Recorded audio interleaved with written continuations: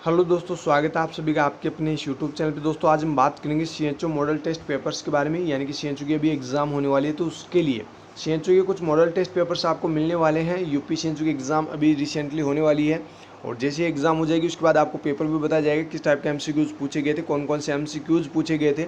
तब तक आप पढ़ लीजिएगा, यहाँ पे जो भी एमसीक्यूज़ बताए जा रहे हैं मॉडल टेस्ट पेपर के अंदर, ये आप अच्छे से पढ़ लीजिएगा। बहुत ही इंपॉर्टेंट है आपके लिए जो सीएचओ की प्रिपरेशन कर रहे हैं। जो सीएचओ की एग्ज़ाम दे चुके हैं उनको तो पता है किस टाइप के एमसीक्यूज़ पूछे जाते हैं, कौन से सब्जेक्ट से सबसे ज़्यादा क्वेश्चंस पूछे जाते हैं, और जो रिसेंटली पहली बार एग्ज़ाम देने वाले हैं उनको भी मैं बता देता हूँ, और जो सीएचओ की एग्ज़ाम दे चुके हैं उनको भी मैं फिर से बता देता हूँ जिनको नहीं पता है।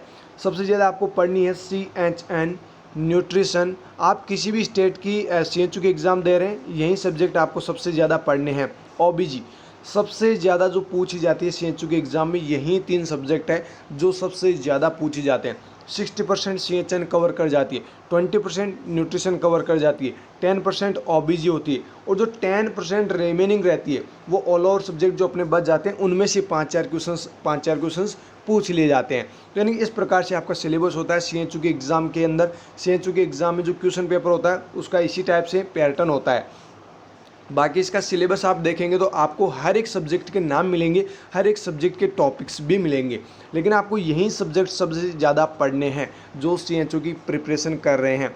और अब बात रही बुक्स की, तो बहुत सारे स्टूडेंट्स ये भी पूछते हैं कि सर कौन सी बुक प्रेफर करें जिससे हम सीएचओ को क्लियर कर लें, सीएचओ की जॉब हम प्राप्त कर लें। तो आपको सीएचओ की अगर जॉब प्राप्त करनी है या सीएचओ की जॉब आपको लेनी है तो आपको सिर्फ और सिर्फ एक ही बुक पढ़नी है। नाम तो नहीं बता सकता, लेकिन आप जो भी आप बुक पढ़ना चाहते हैं, जिससे आप चाहते हैं कि ये मैं बुक पढ़ूंगा, ये मेरे को अच्छे से समझ में आती है, कोई सी भी आप जो पढ़ना चाहते हैं सिर्फ वहीं एक बुक प्रेफर करें, सिर्फ एक ही बुक। ऐसे नहीं है 2-3 बुक खोल के बैठ गए, तीनों में अलग अलग वैल्यूज़ दे रखे हैं, तीनों को आपने रट लिया।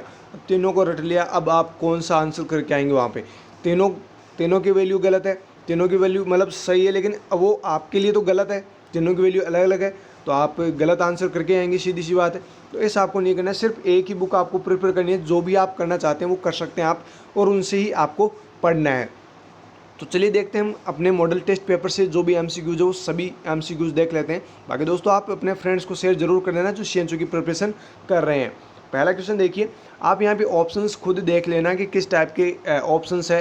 इसी टाइप के आपको ऑप्शंस दिए जाएंगे एग्जाम पेपर के अंदर।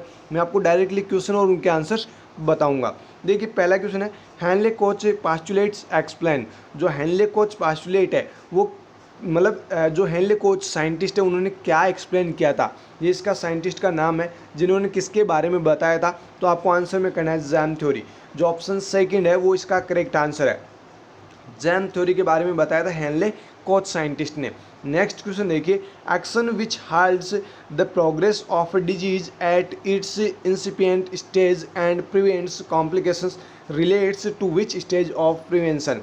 कहने का मतलब ये है कि जो प्रिवेंशन है वहाँ से क्वेश्चन पूछा गया कि जो डिजीज़ है उसकी प्रोग्रेस को रोकने के लिए और साथ में उस डिजीज़ के जो अदर कॉम्प्लिकेशन होने वाले हैं उनसे प्रिवेंट करने के लिए अगर आप एक्शन ले रहे हैं तो ये किस टाइप का प्रिवेंशन है, किस स्टेज का प्रिवेंशन है। तो सीधी सी बात है, यहाँ पे सेकेंडरी प्रिवेंशन आपका करेक्ट आंसर हो जाएगा। प्राइमरी प्रिवेंशन के अंदर तो डिजीज़ होने से पहले ही आप बचा रहे हैं, लेकिन सेकेंडरी प्रिवेंशन में क्या होगा, डिजीज़ हो जाएगी। अब उस डिजीज़ को भी आप ठीक कर रहे हैं, साथ में उससे होने वाले कॉम्प्लिकेशन से भी आप बचा रहे हैं, तो ये सेकेंडरी प्रिवेंशन। और वैसे मैंने आपको गोल्डन की पॉइंट्स के अंदर अच्छे से अलग अलग इनको बता रखा है और इनके एग्जाम्पल्स भी अच्छे से बता रखा है। अगर आपने नहीं देखे हैं तो गोल्डन की पॉइंट्स आप देखना, वहाँ पर बहुत कुछ आपको नया सीखने को मिलेगा। नेक्स्ट क्वेश्चन देखिए, the actual loss or damage of a part of body anatomy or an abrasion of the physiological functions that occurs consequent to a disease is known as। ये भी मैंने आपको अच्छे से बता रखा है गोल्डन की पॉइंट्स के अंदर। ये जो भी आपको यहाँ पे ऑप्शंस दिखाई दे रहे हैं अलग अलग इनको डिफाइन करके आपको बता रखा है। तो यहाँ पे देखिए क्या पूछा जा रहा है, एक्चुअल लॉस, यानी बॉडी के कोई भी एक पार्ट का एक्चुअली यानी कि लॉस हो जाना। एक प्रकार से आप बोल सकते हैं कि जैसे हाथ किसी का कट गया या फिर पैर किसी का कट गया तो इजीली नहीं चल पाएगा, जो फंक्शन है, जो फिजियोलॉजिकल जो फंक्शन है वो अच्छे से परफॉर्म नहीं कर पाएगा वो पर्सन। तो वो जो डिजीज़ है उसको क्या कहते हैं ये आपको पूछा गया। तो यहाँ पे सीधा सा बात है, आपको करेक्ट जो आंसर करना है वो क्या करना है, ऑप्शन सेकेंड, इम्पेयरमेंट। इसे क्या बोलते हैं, इम्पेयरमेंट, यानी बॉडी की कोई भी ऑर्गन का मतलब एक्चुअली लॉस होना या फिर डैमेज होना और फिजियोलॉजिकल फंक्शन को इंटरप्ट करना या फिर एरर आना, वो क्या कहलाता है, इम्पेयरमेंट कहलाता है। नेक्स्ट क्वेश्चन देखिए, the trend MLHP would broadly be expected to. दोस्तों MLHP होता क्या है ये आप मुझे कमेंट करके बताएंगे, क्योंकि मैं आपको 3-4 बार MLHP के बारे में बता चुका हूँ। MLHP का फुल फॉर्म क्या होता है ये आप मुझे कमेंट करके ज़रूर बताइएगा। देखिए यहाँ पे क्वेश्चन में क्या पूछा गया है, the trend MLHP would broadly be expected to, यानी जो ट्रेंड MLHP होते हैं वो क्या क्या फंक्शंस करते हैं ये आपको पूछा गया है। देखिए यहाँ पे आपको यहाँ पे जो करेक्ट आंसर करना है वो क्या करना है, option fourth, all of the above, सभी फंक्शंस करते हैं ट्रेंड MLHP। कौन कौन से फंक्शन है, इम्प्लीमेंट नेशनल प्रोग्राम्स, जो भी नेशनल प्रोग्राम्स है उनको इम्प्लीमेंट करना, administration and management eight health and wellness centre, जो सब सेंटर होते हैं जिनको आजकल HWC के नाम से जाना जाता है, ये भी कभी कभार पूछ लिया जाता है कि सब सेंटर को और किस नाम से जाना जाता है, ध्यान रखना हेल्थ एंड वेलनेस सेंटर के नाम से जाना जाता है। तो जो एडमिनिस्ट्रेशन और जो मैनेजमेंट होता है HWC का वो कौन करता है, MLHP, ट्रेंड MLHP। नेक्स्ट है preventive, promotive and curative care, साथ में जो ट्रेंड MLHP होते हैं वो प्रिवेंटिव, प्रोमोटिव और क्यूरेटिव केयर भी परफॉर्म करते हैं। तो ये जो सभी फंक्शंस है MLHP, जो ट्रेंड MLHP होता है उसके। नेक्स्ट क्वेश्चन देखिए, the organised community efforts that promote health and prolong life are. देखिए यहाँ पे वो कौन सा ऑर्गेनाइज होता है जो कम्युनिटी के अंदर, वो कौन कौन से एफर्ट्स जिनसे जो हेल्थ है उसको प्रमोट कर सके और जो लाइफ है उसको प्रोलॉन्ग कर सके, बढ़ा सके। तो कौन कौन से ऑर्गेनाइजेशन है या क्या क्या कम्युनिटी के अंदर ऐसे ऑर्गेनाइज आप फंक्शन परफॉर्म करेंगे जिससे हेल्थ प्रमोट हो सके और जो लाइफ है वो भी प्रोलॉन्ग हो सके। तो यहाँ पे जो आपको करेक्ट आंसर करना हो क्या करना, option fourth, all of the above.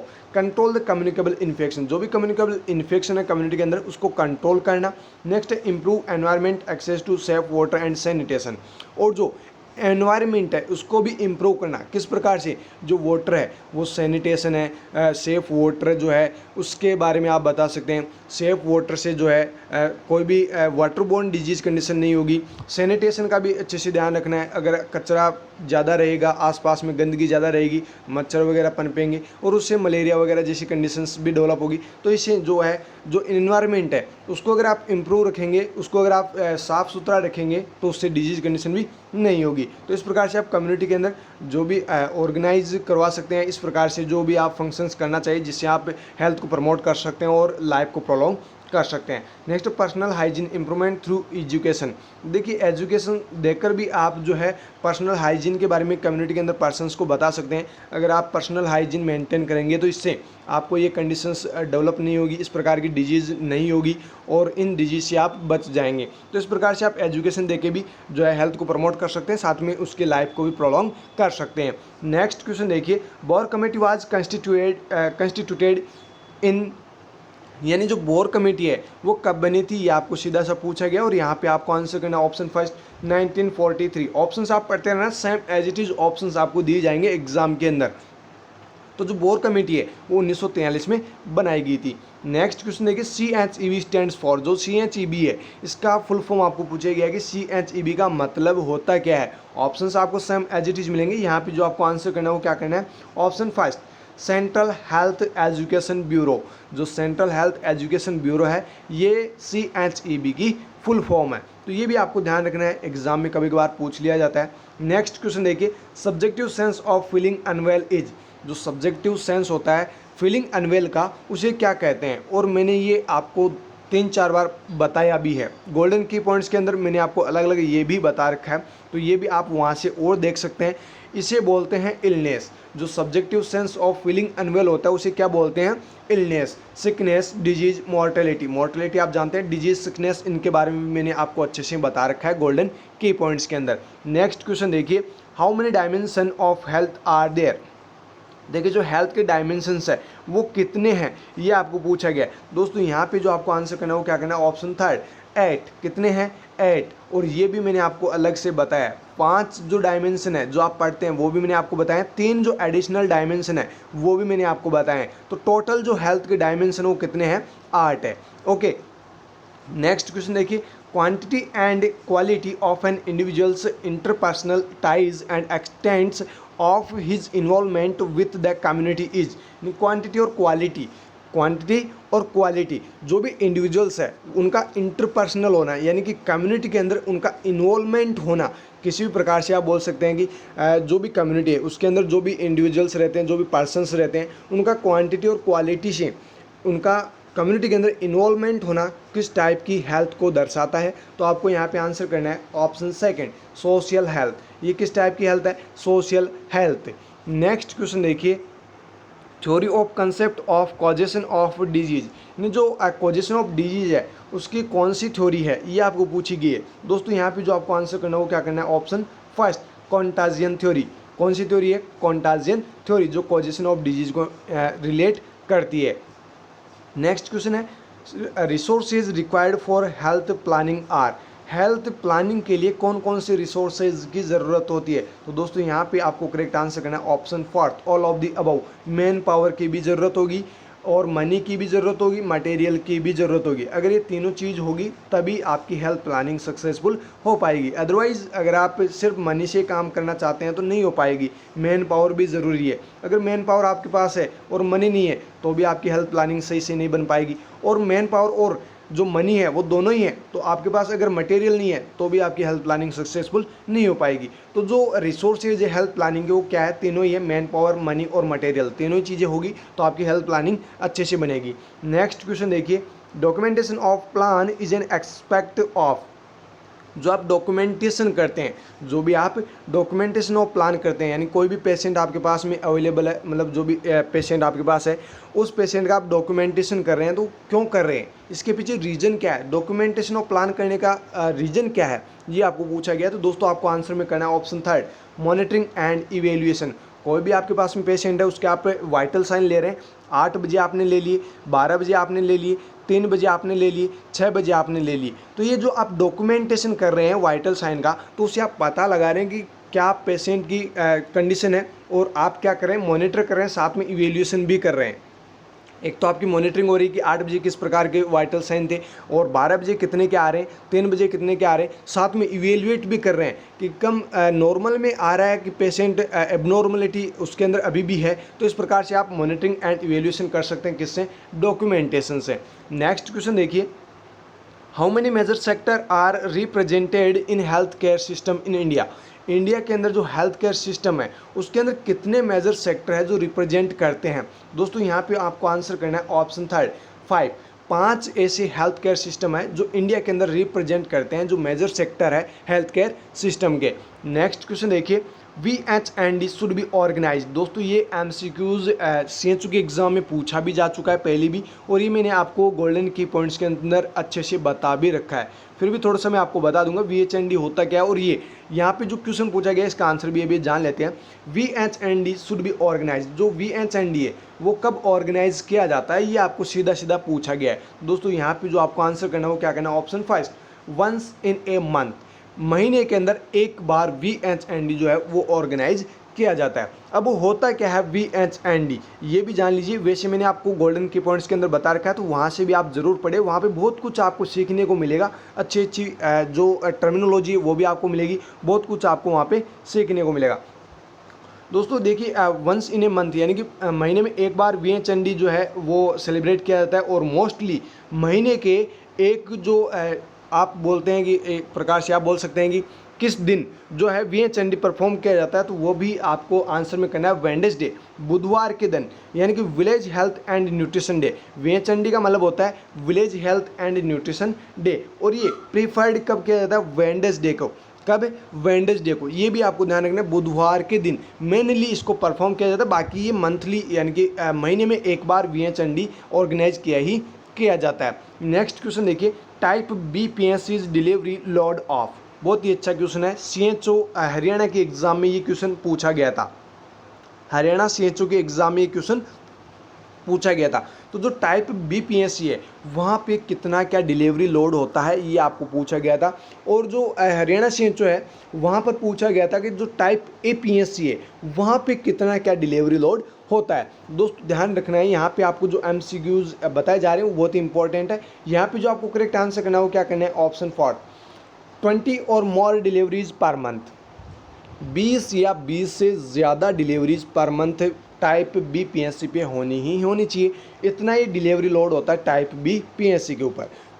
तो दोस्तों अगर आपको नहीं पता है कि पीएससी के भी टाइप है तो आप वहाँ से गोल्डन की पॉइंट से देख सकते हैं। और मैं आपको बता देता हूँ टाइप ए और टाइप बी दो होते हैं यहाँ पे, टाइप ए और टाइप बी। टाइप ए के अंदर क्या होता है, 20 या 20 से कम डिलीवरीज का वर्क लोड होता है एक महीने के अंदर। और जो टाइप बी है उसके अंदर 20 और 20 से ज़्यादा डिलीवरीज का वर्क लोड होता है per month.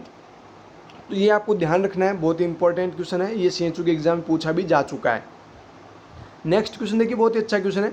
Eight a PSC caters a, यानी जो पीएससी का कैटर्स है उसके ऊपर देखिए, it acts as a referral unit for 6 sub centre, यानी कि जो पीएससी होता है उसके नीचे होते हैं 6 सब सेंटर। और 6 सब सेंटर यहाँ पे एक प्रकार से जो 6 सब सेंटर होते हैं उनकी रेफरल यूनिट होती है कौन सी, पीएससी। अब देखिए and refer out cases of CSC. अब जो पीएससी है उसकी जो रेफरल यूनिट होती है वो क्या होती है, सीएचसी। तो जो आपने पढ़ा भी होगा फर्स्ट रेफरल यूनिट सीएचसी, ये आपने पढ़ा भी होगा और ये बहुत बार क्वेश्चन पूछा भी जा चुका है। तो सब सेंटर की फर्स्ट रेफरल यूनिट क्या है, पीएससी, और पीएससी की सीएचसी। तो ये भी आपको ध्यान रखना है। अब आपको ये पूछा गया है सीधा सीधा, जो पीएससी है उसकी पॉपुलेशन कितनी क्या होती है, पीएससी कितनी पॉपुलेशन पे बना होता है।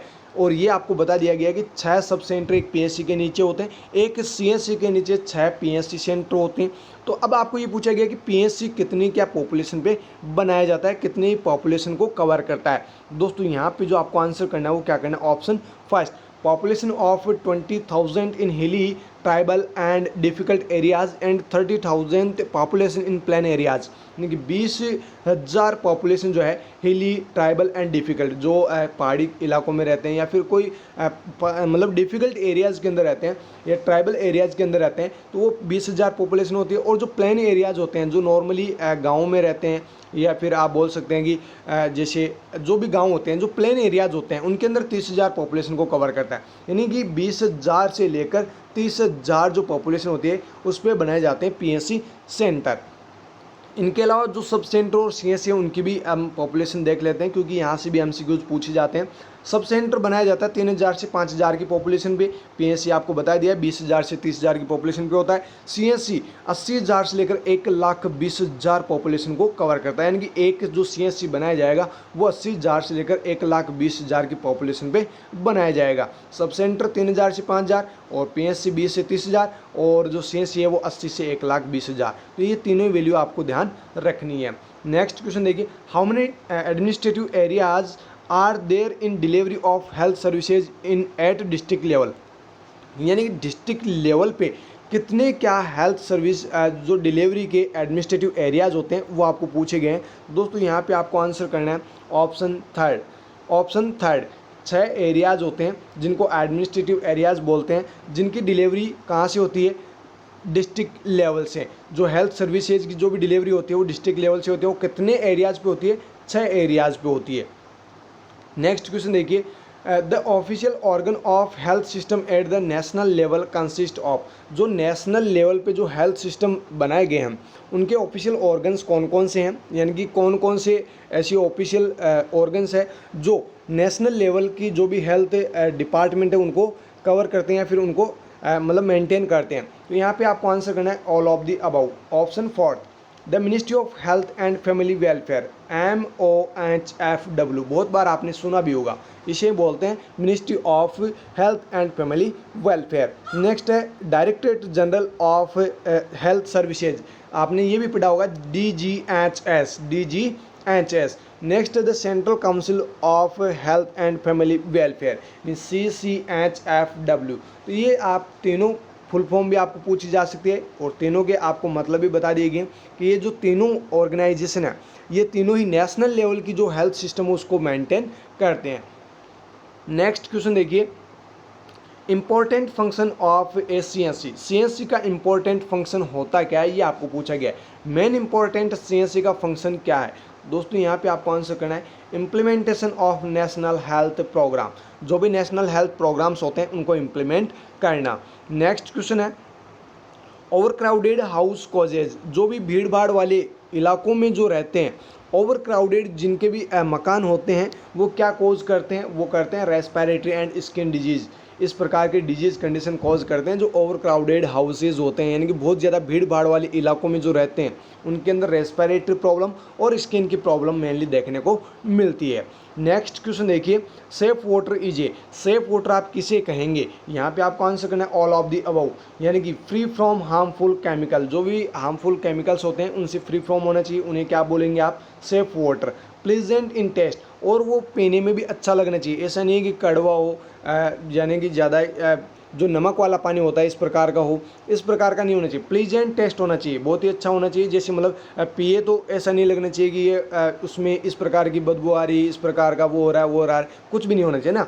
प्लीजेंट टेस्ट होना चाहिए, usable in domestic purpose, domestic purpose के लिए यूजेबल भी होना चाहिए, वो क्या कहलाता है, सेफ वाटर कहलाता है।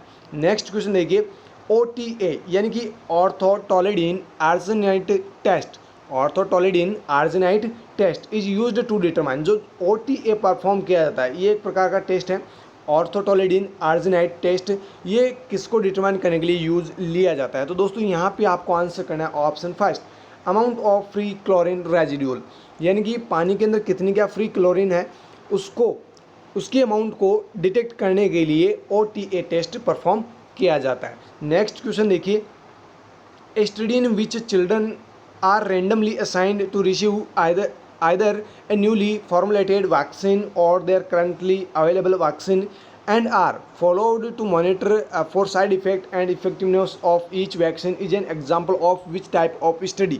बहुत ही अच्छा क्वेश्चन है। अभी अलग अलग वैक्सीन्स भी बनाई जा रही है कोरोना के लिए, तो उनके ट्रायल्स भी किए जा रहे हैं, क्या किए जा रहे हैं, ट्रायल्स भी किए जा रहे हैं। तो वही चीज़ आपको पूछी गई है कि देखिए यहाँ पे बच्चों के ऊपर स्टडी की जा रही है, कैसे रिसेंटली मतलब रेंडमली उनके ऊपर स्टडी की जा रही है। किसकी स्टडी की जा रही, न्यूली फॉर्मुलेटेड वैक्सीन, कोई भी एक नई वैक्सीन बनाई गई है और वो अभी अभी करंटली अवेलेबल हुई है वो वैक्सीन, उस वैक्सीन के साइड इफ़ेक्ट्स क्या है, उसकी इफेक्टिवनेस कितनी क्या है, वो सब कुछ जांचने के लिए, वो सब कुछ जानने के लिए बच्चों के ऊपर ट्रायल्स की जा रही है, मतलब उनके ऊपर स्टडी की जा रही है। तो ये किस टाइप की स्टडी का एग्जाम्पल है ये आपको पूछा गया है। तो एक वर्ड तो मैंने आपको बोल ही दिया है, वो तो आपका आंसर होगा ही होगा।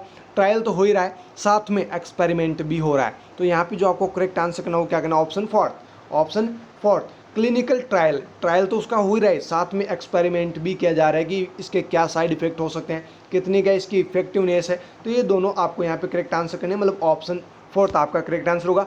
A1 and second experimental and clinical trial का ये टाइप है। नेक्स्ट क्वेश्चन देखिए the epidemiologic triad of disease causation refers to, जो एपिडेमियोलॉजिकल ट्रायड है इसके बारे में मैंने आपको पहले भी बताया था। इसके जो कॉजेशन है, डिजीज़ के जो कॉजेशन है वो क्या रेफर करते हैं, तो वो आपको पता ही होगा, एजेंट, होस्ट एंड एनवायरनमेंट होते हैं एपिडेमियोलॉजिकल ट्रायड के अंदर। ये मैं आपको 3-4 बार बता भी चुका हूँ पहले भी, गोल्डन की पॉइंट्स के अंदर भी, क्वेश्चंस के अंदर भी। नेक्स्ट क्वेश्चन देखिए the direct method of transmission of disease are, direct method कौन सा है डिजीज़ के ट्रांसमिशन का, दोस्तों यहाँ पे आपको आंसर करना है ऑप्शन फोर्थ ट्रांसप्लेसेंटल, ट्रांसप्लेसेंटल जो क्या है डायरेक्ट मोड ऑफ ट्रांसमिशन है, बाकी क्या है ये इनडायरेक्ट है, बाकी इनडायरेक्ट है, ये डायरेक्ट मोड ऑफ ट्रांसमिशन है।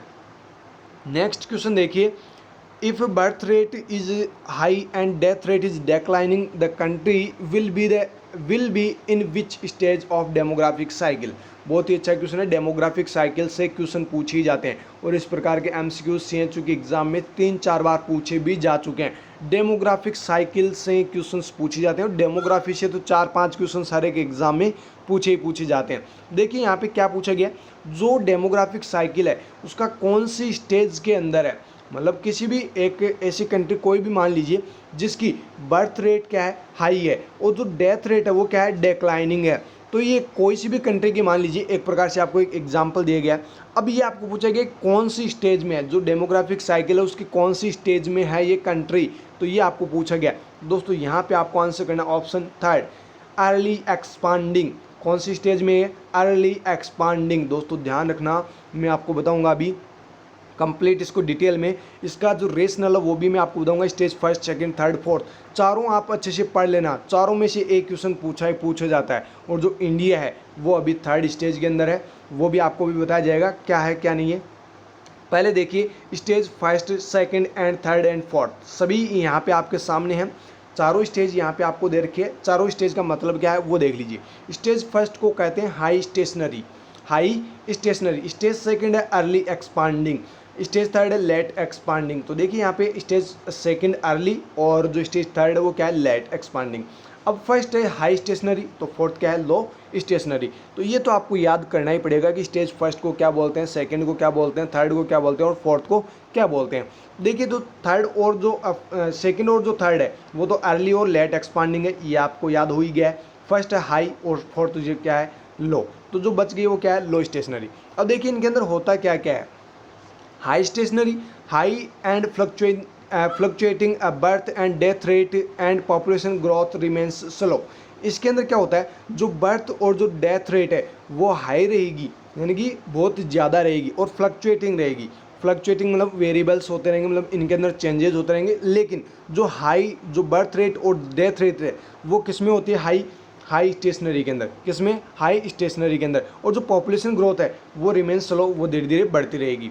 ठीक है। नेक्स्ट है स्टेज सेकंड, जिसके अंदर अर्ली एक्सपेंडिंग बोलते हैं। इसके अंदर क्या होगा? High birth rate and declining death. अभी अभी हमने पढ़ा है अर्ली एक्सपेंडिंग के बारे में। ओके, तो यहाँ पे क्या होगा? High birth rate and declining death rate, rapid population growth rate. और जो पॉपुलेशन ग्रोथ रेट है वो क्या होगी? बहुत ज़्यादा बढ़ेगी। ये स्टेज सेकंड के अंदर होता है। अब देखिए स्टेज थर्ड, जो इंडिया की मैं बात कर रहा था वो स्टेज थर्ड की है। देखिए यहाँ पे स्टेज थर्ड को बोलते हैं late expanding, declining birth rate and low death rate and declining rate of population growth. यानी जो बर्थ रेट है वो डिक्लाइनिंग होगी, साथ में लो डेथ रेट होगी, और साथ में जो पॉपुलेशन ग्रोथ है वो भी डिक्लाइनिंग रेट रहेगी। नेक्स्ट स्टेज फोर्थ, ये तो अपोजिट होगा। ऑप्शन जो स्टेज फर्स्ट है उसका जो लो स्टेशनरी है, इसके अंदर क्या होगा? जो बर्थ रेट और जो डेथ रेट है वो क्या होगी? लो हो जाएगी। क्या हो जाएगी? लो हो जाएगी। साथ में जो पॉपुलेशन ग्रोथ है वो भी क्या होगी? स्लो होगी। नहीं, इसमें भी पॉपुलेशन ग्रोथ स्लो हो रही है, इसमें भी स्लो हो रही है। लेकिन हाई स्टेशनरी के अंदर पॉपुलेशन यानी कि जो बर्थ और डेथ रेट है वो बढ़ रही है, और लो के अंदर घट रही है। इनके अंदर जस्ट अपोजिट है, दोनों के अंदर ही जस्ट अपोजिट है। यहाँ पे अर्ली एक्सपेंडिंग में हाई हो रही है, यहाँ पे लो हो रही है। तो इस प्रकार से आप याद कर सकते हैं। अब देखिए नेक्स्ट क्वेश्चन आपको जो पूछा गया है वो क्या पूछा गया है? In the demographic cycle eight which stage does India stands at present. यानी कि प्रेजेंट टाइम में जो इंडिया है वो डेमोग्राफिक साइकिल के कौन सी स्टेज के अंदर है? तो अभी मैंने आपको बताया कि स्टेज थर्ड के अंदर है, थर्ड स्टेज के अंदर है इंडिया भी। तो आपको यहाँ पे करेक्ट आंसर करना है ऑप्शन सेकंड, लेट एक्सपांडिंग। और मैंने ये आपको बताया कि यहाँ से नाम आप जरूर याद कर लेना। स्टेज थर्ड को बोलते हैं लेट एक्सपांडिंग। इसके बारे में थोड़ा सा और डिस्कस कर लेते हैं। India is currently in the third stage of the demographic cycle. During this stage the death rate decline more than the second stage and birth rate also tends to fall, but population tends to grow as birth rate suppressed the death rate. यानी जो birth death rate है वो क्या होगी? इसके अंदर कम होगी, यानी कि डेक्लाइन होगी मोर than the second stage of birth. यानी कि यहाँ पे जो डेथ रेट है वो भी कम होगी और जो बर्थ रेट है वो भी कम होगी। लेकिन यहाँ पे आप इससे अगर समझ नहीं आ रहा तो यहाँ से आप पढ़ सकते हैं डेक्लाइनिंग बर्थ, यानी कि बर्थ रेट कम हो रही है, साथ में डेथ रेट भी कम हो रही है। लेकिन जो पॉपुलेशन ग्रोथ है वो क्या हो रही है? बढ़ रही है, यानी कि वो भी क्या हो रही है? सॉरी, यहाँ पे घट रही है। डेक्लाइनिंग रेट ऑफ पॉपुलेशन ग्रोथ, ये भी क्या हो रही है? घट रही है। तो ये इंडिया की क्या है? डेमोग्राफिक साइकिल के अंदर ये स्टेज जो है इंडिया की रिप्रेजेंट अभी कर रहा है। नेक्स्ट क्वेश्चन देखिए, sex ratio is used to describe the. जो सेक्स रेशियो है वो किसको डिस्क्राइब मतलब सेक्स रेशियो का मतलब क्या होता है? यहाँ पे आपको आंसर करना option second, the number of females पर 1000 mails.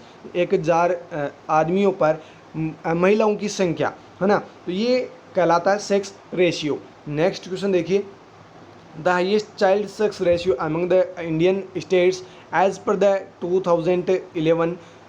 2011 census is found in. यानी 2011 की जनगणना के अनुसार भारत का कौन सा वो स्टेट है जिसके अंदर सबसे ज़्यादा चाइल्ड सेक्स रेशियो रहा है? तो दोस्तों यहाँ पे जो आपको आंसर करना वो क्या करना? Option fourth, Arunachal Pradesh. अरुणाचल प्रदेश। ये 2011 की बात हो रही है, ध्यान रखना 2011 की बात हो रही है। नेक्स्ट क्वेश्चन है the purest child sex ratio among the Indian states in 2011 census is found in. 2011 की जनगणना के अनुसार इंडिया के अंदर वो कौन सा स्टेट है जिसमें पूरेस्ट चाइल्ड सेक्स रेशियो है, सबसे कम, यानी कि गरीबी जो रेखा के नीचे होते हैं उनके जो बच्चे होते हैं उनका सेक्स रेशियो आपको पूछा गया है, तो कौन सा स्टेट है। दोस्तों यहाँ पे जो आपको आंसर करना है वो क्या करना है, ऑप्शन फर्स्ट हरियाणा। आपको आंसर में क्या करना है, हरियाणा यहाँ पे करेक्ट आंसर आपको करना है। 2011 के आंकड़े हैं ये। नेक्स्ट क्वेश्चन देखिए, census is taking usually in every. जो जनगणना होती है वो कब कब होती है, मतलब कब होती है, तो ये आपको पूछा गया है। प्रत्येक, आगे आपको डॉट डॉट दिखाए गए हैं, तो यहाँ पे आप क्या फील करेंगे, तो यहाँ पे आपको आंसर करना है 10 ईयर। यानी कि जो जनगणना होती है वो प्रत्येक 10 साल से होती है, हर 10 साल से जनगणना होती है। नेक्स्ट क्वेश्चन देखिए, the first complete census in India was conducted in. जो पहली जनगणना जो कंप्लीट की गई थी भारत के अंदर वो कब की गई थी, 1881 के अंदर। ऑप्शन फोर्थ आपको करेक्ट आंसर करना है, 1881 के अंदर पहली जनगणना हुई थी। नेक्स्ट क्वेश्चन है, both birth and death rate are to be registered within. जो भी डेथ रेट और जो बर्थ, यानी कि जो डेथ होती है और जो बर्थ होते हैं उनके अंदर जो रजिस्ट्रेशन होता है, यानी जो बर्थ सर्टिफिकेट और जो डेथ सर्टिफिकेट बनते हैं वो विद इन कितने टाइम के अंदर अंदर वो बनवा लेने चाहिए या रजिस्ट्रेशन करवा लेना चाहिए, तो आपको यहाँ पे करेक्ट आंसर करना है ऑप्शन फोर्थ 21 डेज, 21 दिन के अंदर। अब वो 7 दिन आप भूल जाइए, बहुत पुरानी बातें हो गई है वो 7 दिन वाली, उनको आप कट कर दीजिए, उनको आप दिमाग से डिलीट कर दीजिए। आपको याद रखना है 21 डेज, चाहे जन्म लिया हो चाहे फिर वो कोई भी पर्सन मरा हो, उनका रजिस्ट्रेशन विद इन 21 डेज होना ही होना चाहिए। ओके, नेक्स्ट क्वेश्चन देखिए, is the surveillance where reports are awaited and no attempts are made to seek reports actively from the participants in the system. देखिए यहाँ पे हिंदी में भी अलग से मैंने ये जो भी यहाँ से सर्वेलेंस से एमसीक्यूज बनते हैं सभी के मैंने आपको यहाँ पे हिंदी में जो डिस्क्रिप्शन है वो दे रखा है, अच्छे से आप पढ़ सकते हैं। अगर आपको समझ में नहीं आता है इंग्लिश में तो आप यहाँ से हिंदी से भी पढ़ सकते हैं। देखिए यहाँ पे क्या निगरानी है, सर्वेलेंस का मतलब होता है निगरानी रखना। क्या निगरानी है, जहाँ रिपोर्ट की प्रतीक्षा की जाती है यानी अवेटेड, है ना। तो यहाँ पे जो रिपोर्ट्स की अवेटेड यानी प्रतीक्षा की जाती है और सिस्टम में प्रतिभागियों से सक्रिय रूप से रिपोर्ट प्राप्त करने का कोई प्रयास नहीं किया जाता है, तो इसे क्या बोलते हैं, इसे क्या कहते हैं। दोस्तों यहाँ पे आपको आंसर करना है पैसिव सर्विलेंस। इसे क्या बोलेंगे, निष्क्रिय निगरानी। ये किस प्रकार की निगरानी हुई, निष्क्रिय निगरानी, यानी कि पैसिव सर्विलेंस हुआ जिसमें जो भी रिपोर्ट है वो सक्रिय रूप से नहीं ली जा रही है। यहाँ पे साफ साफ लिखा हुआ है हिंदी में, आप पढ़ सकते हैं, नहीं किया जाता है, प्रयास ही नहीं किया जाता है, तो वो क्या होगा, पैसिव सर्विलेंस होगा। अगर वो लेता है रिपोर्ट तो वो क्या हो जाता है फिर एक्टिव सर्विलेंस। चलिए एक्टिव सर्विलेंस की भी अभी डेफिनेशन आएगी। नेक्स्ट क्वेश्चन देखिए, is the surveillance which is the based on the collection of data from the sample, random or non-random, of collecting sites as indicator data for the rest of the population in order of identify cases of the disease early। देखिए यहाँ पे क्या निगरानी, वही surveillance से MCQs है तो वही होगा जो नमूने में डेटा के संग्रह पर आधारित है, शेष आबादी के लिए संकेतक डेटा के रूप में एकत्रित साइटों के रैंडम और नॉन रैंडम, ताकि बीमारी के मामलों को जल्द पता लगाया जा सके। यानी कि कोई भी जो डिजीज़ कंडीशन है उसको आइडेंटिफाई करने के लिए रैंडमली आप कोई भी डाटा कलेक्ट कर रहे हैं या फिर नॉन रैंडमली आप कलेक्ट कर रहे हैं तो उन्हें क्या कहते हैं, ये आपको पूछा गया है। तो दोस्तों ये एमसीक्यूज एम्स में भी पूछा जा चुका है, ये एम्स में भी पूछा जा चुका है। तो दोस्तों इसे बोलते हैं सेंटिनल सर्विलेंस। यहाँ पे आपको करेक्ट आंसर करना option third, sentinel surveillance. Very very important MCQs है, 5 स्टार लगाने से बेटर अपने दिमाग के अंदर इसको बिठा लेना। सेंटिनल सर्विलेंस के अंदर क्या होता है, जो भी केसेज होते हैं उनको आइडेंटिफाई किया जाता है रैंडमली और नॉन रैंडमली डाटा कलेक्ट करके। नेक्स्ट क्वेश्चन देखिए, which of the following sampling technique ensure that the sample is a representation of the population. यानी कि कौन सी वो सैम्पलिंग टेक्निक है जिससे सैंपल को रिप्रेजेंट कर सकते हैं, यानी कि जो पॉपुलेशन है उनके सैंपल्स को रिप्रेजेंट कर सकते हैं, वो कौन सी टेक्निक है। दोस्तों यहाँ पे आपको आंसर करना है ऑप्शन फोर्थ, रैंडम सैम्पलिंग। कौन सी सैम्पलिंग, रैंडम सैम्पलिंग। अभी हमने बात की है कोई भी पॉपुलेशन के अंदर केसेस को आप आइडेंटिफाई कर रहे हो तो रैंडमली और नॉन रैंडमली जो भी आप मतलब यहाँ पे सैम्पलिंग के डाटा कलेक्ट करते हो तो यहाँ पे भी यही पूछा गया है कि कौन सी सैम्पलिंग टेक्निक है जिससे आप पॉपुलेशन की रिप्रेजेंटेशन मतलब जो भी पॉपुलेशन होती है उनको रिप्रेजेंट आप कर सकते हो। दोस्तों यहाँ पे आपको आंसर करना है random sampling. Okay, next question देखिए, snowball sampling is a technique, यानी कि जो स्नोबॉल सैम्पलिंग है वो किस प्रकार की टेक्निक है। तो दोस्तों याद रखना आपको non random sampling. Snowball sampling किस प्रकार की टेक्निक है, non random sampling. Next question देखिए, dividing the population into homogeneous group on the basis of gender or religion and deriving the sample randomly from each homogeneous group is। यहाँ पे इसका भी हिंदी अनुवाद आप देख लीजिए, मतलब हिंदी में आप पढ़ लीजिए जिससे आपको अच्छे से पता चल सके। बाकी जो इंग्लिश में पढ़ना चाहते हैं वो इंग्लिश में पढ़ सकते हैं, वैसी कोई रेस्ट्रिक्शन नहीं है उनके लिए। लिंग और धर्म के आधार पर जनसंख्या को सहजातीय समूह में विभाजित करना और प्रत्येक सहजातीय समूह से रैंडमली रूप से डाटाज कलेक्ट करना क्या कहलाता है, ये आपको पूछा गया। यानी कि जो आप डिवीजन कर रहे हैं, जो भी पॉपुलेशन है उसको डिवाइड करके आप उनके ग्रुप्स बना के उनसे आप डाटाज कलेक्ट कर रहे हैं रैंडमली, तो वो क्या कहलाते हैं, ये आपको सीधा सीधा पूछा गया है। दोस्तों यहाँ पे आपको आंसर करना option second, stratified random sampling. दोस्तों बहुत ही इंपॉर्टेंट क्वेश्चन है ये सैम्पलिंग वाले, यहाँ से एम्स में भी क्वेश्चन पूछे जाते हैं, आपको अच्छे से याद करने। ये कहलाता है स्ट्रेटिफाइड रैंडम सैम्पलिंग। और जो गोल्डन की पॉइंट्स आपको बता रखे हैं, प्रीवियस जो पार्ट्स बना रखे हैं, आप प्लेलिस्ट के अंदर जाके आप पढ़ सकते हैं, वो भी बहुत इंपॉर्टेंट है सीएचओ के एग्ज़ाम के लिए और आपकी एम्स की एग्ज़ाम के लिए। दोस्तों वो भी आपको पढ़ने हैं। नेक्स्ट एंड लास्ट क्वेश्चन आज की इस वीडियो का, selection of pre defined numbers of subject from specified सब ग्रुप ऑफ पॉपुलेशंस। देखिए यहाँ पे जो पॉपुलेशंस है उनको प्री डिफाइंड नंबर जो है, उसके सिलेक्शन के जो प्री डिफाइंड नंबर है वो क्या कहलाते हैं। देखिए यहाँ पे जनसंख्या के निर्देशित उपसमूह, यानी कि जो प्री डिफाइंड जो भी सब ग्रुप्स है यानी कि उपसमूह है, उनके विषयों को पूर्व निर्धारित संख्या का चयन करना क्या कहलाता है। यहाँ पे यानी कौन सी सैम्पलिंग है ये, तो यहाँ पे आपको आंसर करना है ऑप्शन सेकंड, कोटा सैम्पलिंग। कौन सी सैम्पलिंग है, कोटा सैम्पलिंग।